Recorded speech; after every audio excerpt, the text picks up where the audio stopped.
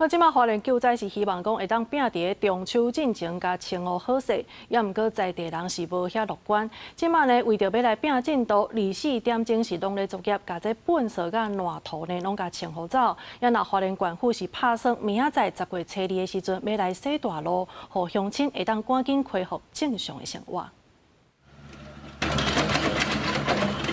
半暝土土机继续作业，24点钟无眠无日的摒扫，中央和地方拢希望伫中秋进前会当甲光复乡的鹿公梅摒扫好势。不过当地居民看办势，认为这是无可能的代志。因为这个区伤过大，而且这条街路，大家厝的内底家具，所有的物啊拢总害去啊，啊清出来的物啊，这已经囤差不多1礼拜啊，到即马才才清安尼尔。 伤物件伤细啊！你家己看，拢甲迄落那散的啊！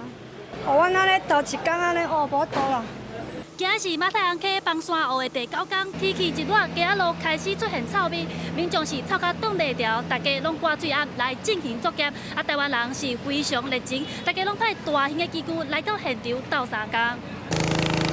有民间企业也出动喷水机、怪手，这是因伫咧光复乡的第9天啊，派出50名的人力来斗相共，摒扫家园。阮目前有迄落支援5台的怪手，然后有2台水车，外路的部分有差不多50个人。啊，一开始阮虽然嘛是受灾户，不过阮有协助附近的居民。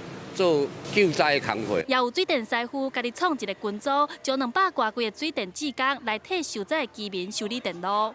那今天我们就是先来针对那个这边之前的话淹到大概1米的高度以下的那个插座拢是涂刷，那插座拢袂使用啊。 除了民间的力量，花莲县府也伫日时出动2000多名的人力，253台的机具，24点钟来拼进度，希望让灾区的居民赶紧恢复理想的生活。